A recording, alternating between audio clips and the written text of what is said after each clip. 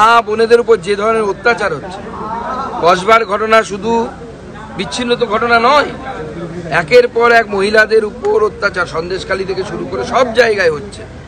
এবং তারপরে ৮ মাসের ব্যবধানে দুটি শিক্ষা প্রতিষ্ঠানের মধ্যে ভেতরে এই ধরনের রেপ, এবং একটিতে মার্ডার আর একটিতে রেপ বা গণধর্ষণের মতো ঘটনা ঘটল। কোথায় প্রশাসন?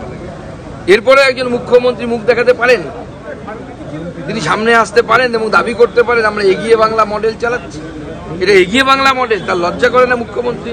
যে তার মতো মহিলা মুখ্যমন্ত্রী হওয়া সত্ত্বেও তার দলের পদ নিয়ে, তার দলের নেতাদের সাথে ছবি তুলে এই ছেলেটি বা এই ছেলেগুলো, 3 জন যাদের নাম এসছে, তারা এই ধরনের পাশবিক অত্যাচার চালিয়েছে।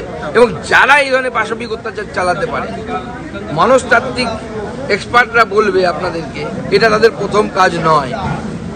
এরকম বহু মেয়ে শারীরিক শোষণ এরা করেছে, এবং সেই সমস্ত মেয়েরা হয়তো চক্ষু লজ্জার ভয়ে বা লোকলজ্জার ভয়ে বিষয়টি সামনে আনার মতো সাহস পায়। প্রত্যেকটি জেলায় জেলায় এই ধরনের কলেজের দাদাগিরি চলছে, ইলেকশন হয় না। আর সব থেকে অবাক লাগছে যে ছেলেটি সে বলেছিল যে পদ পেতে গেলে কম্প্রোমাইজ করতে হবে, তার কথা, তার প্রতি লয়াল থাকতে হবে। তো তৃণমূল ছাত্র পরিষদের একটি পদ, কলেজের পদ, ছাত্রী সেক্রেটারি বা সম্পাদক, তার জন্য যদি এই কম্প্রোমাইজ করতে হয়, তাহলে তৃণমূল মাদার যে দল আছে তাতে পদ পেতে গেলে মহিলাদের কি ধরনের কম্প্রোমাইজ করতে হয়? এই প্রশ্নটা তো সবার আগে উঠে যাচ্ছে।